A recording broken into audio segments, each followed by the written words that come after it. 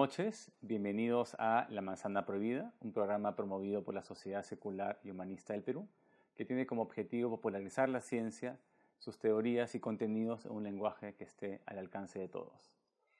En esta ocasión estamos con Octavio Chong, él es filósofo y está ya por doctorarse, está por sustentar su doctorado en filosofía por la Universidad Nacional de San Marcos. Es fundador de la Asociación Peruana de Astrobiología, coordinador general del Día Internacional de la Astronomía y actualmente se desempeña como profesor a tiempo completo en la Universidad de Lima. Buenas noches, Octavio, bienvenido a La Manzana. Buenas noches, Víctor. Encantado de estar aquí para poder compartir todos los conocimientos que poseemos en la asociación y las actividades diversas que realizamos. Interesante. No sé si podemos comenzar por definir el concepto, ¿no? Mucha gente por ahí que escuchan eso por primera vez, ¿no? ¿Qué es la astrobiología? Ciertamente, la astrobiología estudia una cuestión que por mucho tiempo, digamos que desde que el ser humano tiene conciencia de sí mismo, que tiene que ver con la vida, que la vida en el universo, ¿estamos solos en él? Por ejemplo, antiguamente le dábamos ciertas personalidades, ¿no?, a las estrellas, pensábamos que guiaban nuestro destino. Posteriormente ese pensamiento mágico se fue diluyendo, aunque no del todo, porque actualmente vemos, ¿no?, en periódicos que hay cuestiones de astrología, pero sin embargo la astrobiología se va a encargar de mantener esa curiosidad, la curiosidad por saber si estamos solos o no en el universo, pero la va a trasladar hacia la ciencia. En todo caso, ¿cuál sería el objeto de estudio? El objeto de estudio como tal es la vida, pero ahí viene una crítica. Un mexicano en la revista Nature, recuerdo, mencionaba que la astrobiología es más bien una argucia usada por algunos investigadores científicos para pedir grants, o sea, financiación en las investigaciones, y que en realidad no sería necesaria un departamento de astrobiología.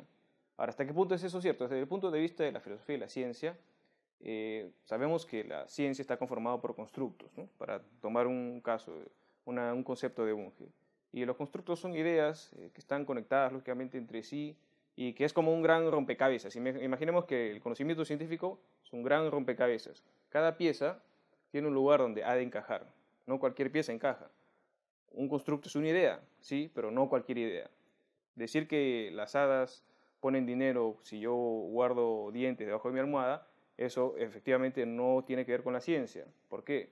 Porque su naturaleza, su constitución, no corresponde a una idea científica que es un constructo. Entonces, si pensamos en la astrobiología se conforma por diferentes ciencias y en ese sentido es conocimiento científico. Entonces, no podemos decir que la astrobiología es simplemente una mera invención. Me imagino que para estudiar la vida en el universo hace falta echarle mano pues, a todas las ciencias.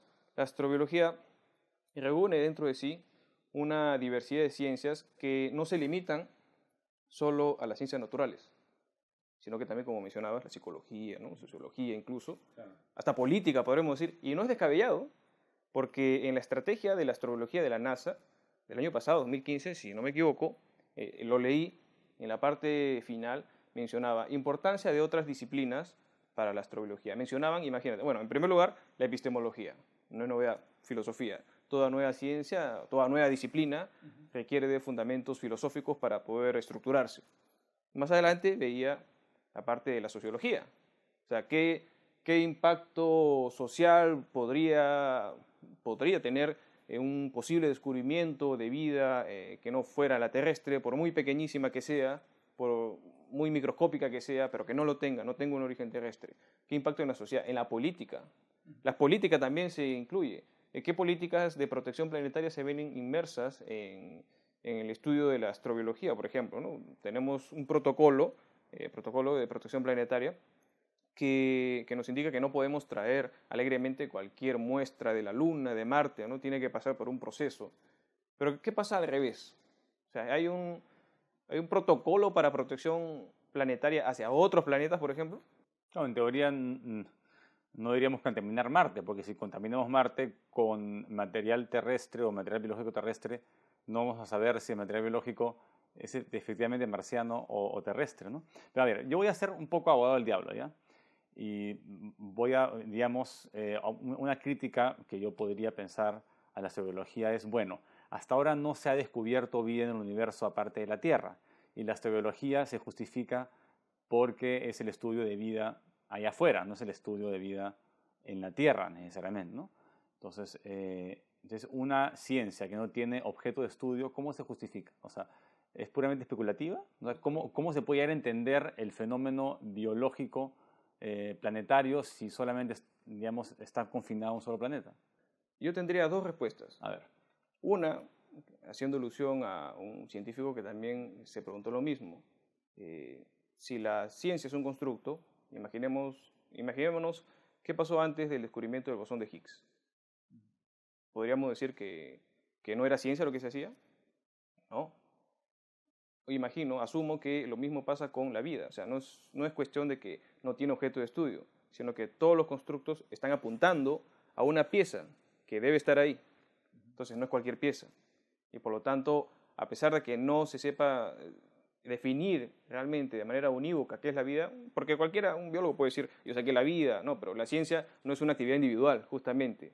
Se trata de la comunidad científica, o sea, de la comunidad de todos nosotros, los investigadores, al respecto. Y la otra respuesta que daría, y que eso ya tiene que ver con mi tesis doctoral en filosofía, y que también he involucrado a algunos investigadores en unas entrevistas que he realizado, es la astrobiología, disciplina científica, multidisciplinar, interdisciplinar, transdisciplinar. Hice algunas preguntas a algunos científicos, entre ellos Charles Cockell, es astrobiólogo respetado en Reino Unido, al filósofo de la astrobiología Roberto Arechaga, al científico asociado a la NASA Julio Valdivia, que lo conocerás. Les pregunté a los tres cuál es la naturaleza disciplinar de la astrobiología. ¿Existe una metodología propia de la astrobiología? Y lo que me llamó la atención mucho es que coincidían en que no hay una metodología propia de la astrobiología. Porque justamente cuando tienes varias ciencias, varias ramas científicas, ¿cómo unificas diferentes metodologías en una sola? ¿Se trata la astrobiología de un nuevo integrismo, una cuestión así? No, la situación es diferente. Si partimos de una noción de la transdisciplinaridad como una actividad que se enfoca más en la resolución de problemas, echando manos de diferentes conocimientos, orquestándolos, organizándolos como si fuera una gran red, vamos a tener que algunos conceptos van a variar. Por ejemplo, la idea de importancia a comparación de la idea de relevancia. En una actividad transdisciplinar se tiene más la idea de relevancia. ¿Por qué? Porque en determinado contexto te va a servir más el biólogo. En otro contexto te va a servir más el físico. En otro contexto, el filósofo. Entonces la astrobiología sería como una disciplina, o sea, que tiene un objeto de estudio, ¿no? Que es el estudio de la vida. Pero para tú entender esto tienes que echarle mano a todas las ciencias prácticamente, ¿no? Evidentemente, entonces, claro. Tiene que tener puentes, o sea, tiene que ser una disciplina que tienda puentes entre las distintas carpas o las distintas tiendas científicas, ¿no? Y claro, si nosotros examinamos a la astrobiología como una cuestión monodisciplinar, no la vamos a entender. Vamos a decir, ¿por qué es necesaria? Si de repente ya tenemos la biología para eso, ya tenemos la física para eso. Entonces, claro, si tenemos un marco estrecho, no vamos a verlo. O algo como la cosmología, ¿no? El estudio de la cosmología no es muy parecido a lo que hace la astrobiología. Es inclusive un poco más amplio, ¿no? La cosmología también estudia cuestiones no biológicas, ¿no? En realidad la cosmología estudia todo el cosmos. La cosmología en ese sentido sí es más amplio. En la astrobiología, como su nombre lo indica, está enfocado más en la vida, en el concepto de vida, en estudiar en la Tierra, pasado, presente, futuro, pero como te decía, todo ello involucra toda una serie de factores que necesariamente nos hacen cambiar o modificar de enfoque. Justamente en la Asociación Peruana de Astrobiología lo que tratamos de hacer en diferentes actividades, como ir a colegios, hacer talleres, en universidades, hacer seminarios. Hace poco tuvimos el tercer seminario de astrobiología en el cual justamente tú participaste. Tenemos también actividades en el Encuentro Científico Internacional, próximamente el Día de la Astrobiología y demás, todo con el mismo enfoque. Entonces, ¿qué diferencia habría entre astrobiología, ufología, cosmología, cosmobiología, ¿no? O sea, que esos conceptos son parecidos, ¿no? Claro, la cosmología y la astrobiología las pondría más, digamos, para el equipo de la ciencia. Ya. En cambio, la ufología, evidentemente, como pseudociencia, por el nombre uno la descarta. Ufologos, estudio de objetos voladores no identificados, no, no tiene mucho sentido. En la cosmobiología, sin embargo, ahí puede haber bastante confusión, porque la cosmobiología en el mundo hispano, y digo hispano porque en literatura, papers académicos en Rusia, por ejemplo, he visto que existe la palabra cosmobiología, pero la toman como un equivalente a astrobiología. Pero en cambio, en el mundo hispano, me he dado cuenta, por algunos artículos que he estado examinando, que la cosmobiología sí es una pseudociencia. Y que, por ejemplo, ¿no? Uno puede escuchar a un astrobiólogo, a un cosmobiólogo decir que porque tu perro nació en la noche, está triste, o porque naciste en el día, eres alegre. Sería Esas como la cosas, astrología, ¿no? Como claro, la o sea, pseudociencia de la astrología. la cosmobiología en el mundo hispano es una pseudociencia equivalente a la astrología, digamos, a la ufología y todo ese cúmulo de no ciencias. Y sobre el tema de la ufología, los ufólogos piensan que están examinando evidencia, ¿no? Consideran que la evidencia anecdótica es válida o consideran que los videos y las fotos que toman a veces de los objetos voladores, platillos voladores, tienen mucho de realidad, ¿no? Pero, de verdad, ¿tú qué piensas? ¿Piensas que nos pueden haber visitado?